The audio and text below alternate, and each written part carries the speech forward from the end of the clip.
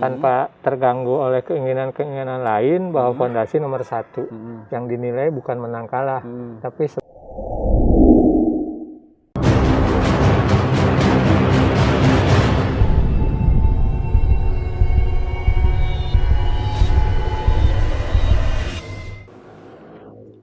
Halo Sobat Gan semua, kembali lagi bersama saya Jul di sini untuk menemani kalian berbicara mengenai perkembangan sepak bola di tanah air, khususnya pendidikan sepak bola untuk anak-anak.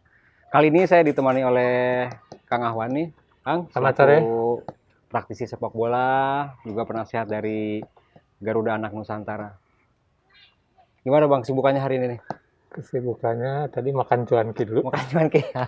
Karena di situ ada bakso bulat, jadi kita tuh orang bola. Jadi semua yang bulat-bulat tuh kita sukai. Kita suka termasuk gitu ya? makanan. Jadi seolah-olah ini bola terus. Bola terus. Jadi kita terjaga terus asa untuk memperhatikan sepak bolanya. Benar. Jadi bola itu sebetulnya luas sih. Luas. Dari ukurannya aja ada nomor 5, ada nomor 4 itu ya. Orang kalau nyebut nomor 5 kan buat dewasa. Nomor 4 buat anak-anak. Tapi di futsal ya dipakai yang nomor 4. Nomor 4 dewasa maupun anak-anak sama aja. Sama aja. Jadi kalau kita bicara bola itu luas. Luas. Ya udah, ini kan tadi Kang Ahwani bilang luas nih. Sekarang saya coba mau ngobrol sama Kang Ahwani ini soal perkembangan sepak bola kita nih, Bang. Terutama sepak bola anak-anak ya. Usia dini ya. Ini perkembangannya sekarang sampai sejauh ini gimana nih? Karena kan seperti kita ketahui ya, perkembangan sepak bola bukan hanya di dunia lah, itu udah sangat pesat ya, terutama di kalangan anak-anak ya. Di Indonesia sendiri kan juga saat ini sedang menjamur lah yang namanya sepak bola, sekolah akademi. Nah kalau menurut Kang Ahwani sendiri perkembangannya dari tahun ke tahun itu seperti apa sih? Jadi kalau secara kuantitas yang paling luar biasa sebelum pandemi ya, setelah pandemi kita stagnannya jauh gitu ya. Menurut orang asing, orang bola yang datang ke kita maupun orang AFC, FIFA sekalipun, delegasi yang pernah ke sini, sepak bola usia dini usia muda kita itu paling marak. Paling marak di seantero dunia. Cuma paling marak aja? Paling marak aja. Eventnya juga banyak.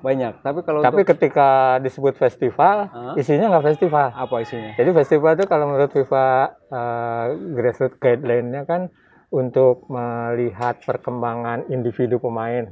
Sejauh mana setelah latihan ikuti festival. Tanpa ada juara, tanpa ada piala, tanpa ada apalagi tanpa ada medali, tanpa ada uang. Kita masuk semua ini. Jadi kan nggak sesuai dengan festival itu. Betul. Jadi yang diambil yang tadi kita bicara sebelum ini menang-menangan. Padahal menang itu nomor sekian. Tapi kalau kita sudah bagus, individunya menang, yaitu hasil dari latihan. Jadi tapi progresnya itu harus seperti itu sebetulnya. Tapi kalau progres bukan progres sih. Tapi kalau di negara kita sendiri ini memang sudah fasenya langsung ke menang-menangan atau ada fase-fase dari? Kebanyakan menang-menangan. Tetapi ada SSB yang mengikuti festival seperti itu. Dalam pandemi ini masih bisa kita ikuti, malah dari saat sebelumnya kita nggak bisa tahu gitu. Setelah pandemi kan mereka mainannya di YouTube sekarang. Ternyata ada di beberapa daerah yang concern sama festival sesuai dengan FIFA grassroots guideline. Tapi kalau dibanding yang menang-menangan dengan yang seperti Abang sebutin tadi, lebih banyak mana? Banyak menang-menangan. Nah sekarang kalau kita bicara nih banyak menang-menangan, kenapa sih kok dari dulu? Bukan dari dulu sih, saya juga nggak gitu paham ya. Kenapa yang selalu diutamakan tuh menang-menangannya? Karena gengsi standing gitu ya, standing SSB. Misalnya orang-orang tua itu ada yang seperti ini. Ikut SSB ini kalahan dulu. Dia bilang kalter gitu. Kalah terus. Dipindahkan ke SSB yang menang-menangan. Di sana ada kesulitan. Anaknya kan di sini kan nggak berkembang. Karena pembinaannya kan berarti di sini kurang pas lah ya. Dibawa ke sana dia di belakang. Karena di sini tingkat skillnya lebih tinggi yang di. Kecewa lagi ibu ini, cari lagi yang bisa main. Jadi bisa imigrasinya itu bisa begitu. Dari SSW yang kalah terus kalter, terus masuk ke SSW yang teratur, tapi dia kan jadi di bawah nggak bisa main. Nggak bisa, akhirnya dipindah lagi. Ya. Tetapi di SSB yang bagus ini belum juga sesuai standar FIFA grassroots guideline. Karena setiap pemain yang terdaftar di situ harus diturunkan bermain. Harus ikut bermain. Ya. Apapun dia bisa apa enggak, Ya, yang penting bisa nendang ya. bola, Jadi bermain. orang-orang tua yang beruntung mengeluarkan dari SSB yang kalahan itu mencari SSB yang bagus, kebetulan juga menang, kebetulan juga mendekati FIFA Federation Guideline, jadi bisa dimainkan. Paling senang orang tua di SSB seperti ini. Jadi kalau bisa dibilang sebenarnya peran orang tua untuk menyekolahkan anak di sekolah bola itu kuat. Maksudnya di sekolah bola yang tidak yang di sekolah bola yang hanya mengajarkan menang-menangan. Berarti orang tuanya sekarang pola pikirnya seperti itu. Besar peranannya. Peranannya besar. Nah, oleh karena itu ada kritik bercanda. Latih kepala itu ibu-ibu itu. Oh. Jadi mereka yang menentukan. Ya, karena dia ingin anaknya maju, juga ingin lihat SSB-nya maju. Pendaftaran itu bisa dari ibu-ibu ini atau orang. Tapi kalau dengan cara seperti itu kan kita juga nggak bisa berharap bisa maju seperti apa yang sudah di. Nggak apa-apa, asal SSB-nya itu bagus, teratur, semua dimainkan, dia pasti punya pemain yang bagus. Jadi dia bisa menghitung gitu ya. Kalau dia 7 lawan 7 mungkin ada 2 yang masih di bawah. Kalau dia 9 lawan 9 mungkin ada 3 yang di bawah. Tapi yang paling bagus itu tadi yang mensinkronkan atau memix ya antara pembinaan yang bagus, terus masih menyertakan pemain yang belum bagus gitu ya. Itu yang paling itu. Yang paling sulit yang tadi yang saya bilang di SSB-nya, ketika yang semua dikalah terus semuanya kurang bagus, terus masuk lagi ke sebuah SSB yang bagusnya aja diperhatikan. Kan kalau daftar itu kan satu tim, misalnya satu timnya 14 misalnya, anak ini nggak masuk. Tapi kalau ke SSB yang mix gitu antara prestasi dan yang menolong menaikkan anak-anak yang belum bagus, itu bisa jadi daftarnya 2 tim. Oh gitu ya. Jadi seperti itu yang saya lihat. Saya suka keliling Jabodetabek atau Jawa Barat, seperti apa anak-anak itu bermain. Apakah dia hanya karena keinginan orang tua? Yang paling ideal orang tuanya mau, anaknya mau. Tapi kalau sekarang paling banyak keinginan orang tua apa keinginan anak? Keinginan anak. Tapi orang tua juga punya keinginan juga. Nah, jadi antara keinginan anak dengan keinginan orang tua itu kadang-kadang suka nggak sinkron. Ya ada yang nggak pas lah ya. Ada yang nggak pas itu gini. Jadi karena ibu itu kan bergaul ya, ibu-ibu tuh kalau SSB latihan tuh ada gengnya sendiri di pinggir lapangan. Jadi karena gengnya memasukkan anaknya ke sana, dia ikut.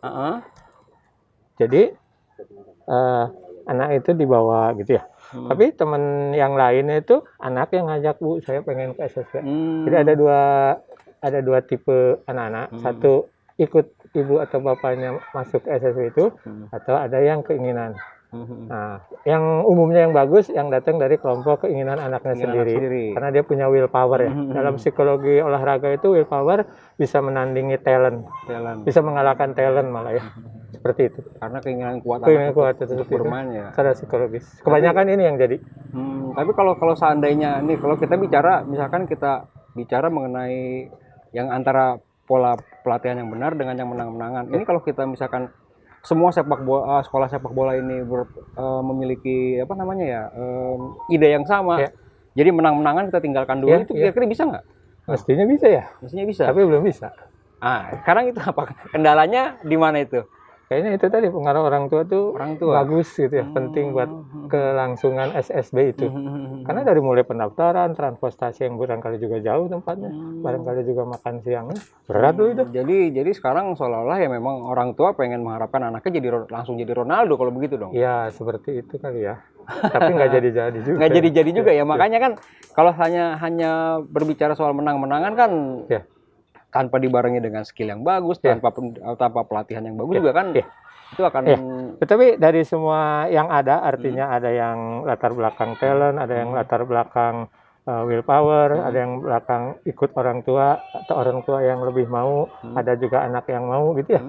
Tetap menghasilkan pemain sih. Akhirnya timnas kelompok usia berapapun akan datang di antara anak-anak yang sedang berlatih di SSB atau akademi yang ada di Indonesia. Tetap ada gitu ya. Ada. Walaupun nggak. Iya, tetapi artinya ketika di SSB dia kan fondasinya kan kurang kuat ya. Betul. Karena di SSB kelompok usia dini itu dia harus membangun fondasi. Pondasi dari bawah dulu ya, seperti apa di jadi dia pondasi, harus berlatih teknik dasar bermain sepak bola gimana itu. main bola tuh seperti apa gitu, ada fasenya ya. Ya, dia harus diberikan penguatan untuk menjadi sebuah fondasi yang kuat sehingga kalau nanti pembinaan usia mudanya dia punya basic ya, punya dasar yang kuat. Ke pemain senior juga punya. Tapi ketika di sininya tidak terlalu kuat, ke sini separuh, barangkali ya ke sini seperempat jadinya. Berarti makin ke atas makin udah harusnya dia mencapai puncak permainannya, tapi malah udah habis duluan. Habisan bensin istilahnya seperti itu. Untuk fondasinya ya. Fondasinya iya. Tapi nanti ada lagi yang tipe ke pemain ketika yang sudah senior dia baru kelihatan bagus. Saya pernah melatih sendiri, ada pemain, udah yang Sabina itu jadi pemain Persib pada saat dia bersaing untuk masuk Persib remaja atau Persib junior, kalah terus. Tapi begitu di senior. Ada juga yang tipe seperti itu. Itu tipenya adalah rajin. Dia mau belajar gitu. Mau belajar terus. Nggak pernah berhenti belajar. Nggak pernah misalnya, aduh saya kalah terus dia kayak orang Jawa bilang mutung gitu ya. Dia tidak terus gitu. Ada tipe kalau misalkan seperti itu berarti yang harus dievaluasi siapanya nih Kang nih? Dari SSB. Kalau fondasi itu tadi pelatihnya harus bisa kuat gitu ya, tanpa terganggu oleh keinginan lain, bahwa fondasi nomor satu yang dinilai bukan menang kalah, tapi sebagaimana atau sejauh mana tampil bagus sesuai program latihan yang diberikan sebelumnya. Berarti kalau prinsip menurut saya sih yang harus dibina bukan anak-anak dulu nih berarti Bang. Berarti orang tua dulu nih harus. Jadi pelatihnya jangan diganggu gitu. Kebetulan saya 2 hari yang lalu kan mandu acara webinar meeting. Ada kawan dari Spanyol, bekas pemain nasional futsal sepak bola juga, Gustavo Redondo.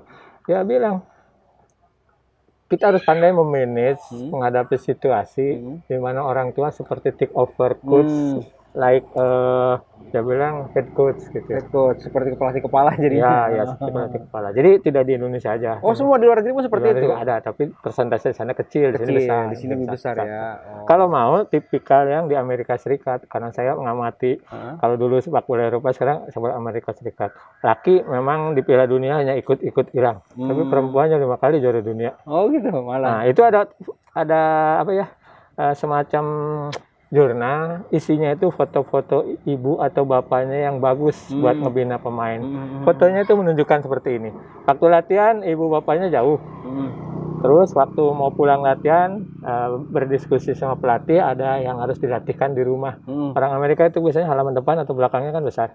Latih ini. Nah, fotonya, videonya itu menunjukkan bapak ibunya sedang melatih sesuai yang pelatih minta. Pulang berikutnya ketika dia latihan, dia report. Mungkin bicaranya I was take training. Gitu ya. Jadi saya sudah laksanakan latihan. Jadi memang kalau seperti itu kan ya tanpa susah payah pelatih juga tinggal mengajari sedikit aja nih, karena memang dia juga rajin belajar berlatih di rumah. Juga ajak ke beberapa komentator kita. Ayo dong sepak bola perempuannya. Karena di mana-mana negara yang sepak bola lakinya belum maju, perempuannya udah bisa juara dunia. Jadi juara dunia. Norwegia lakinya belum. Belum pernah. Cina belum. Tapi ceweknya udah. Jepang belum, lakinya perempuannya sudah. Amerika Serikat lagi gitu ya. Indonesia dua-duanya belum ya? Dua-duanya belum.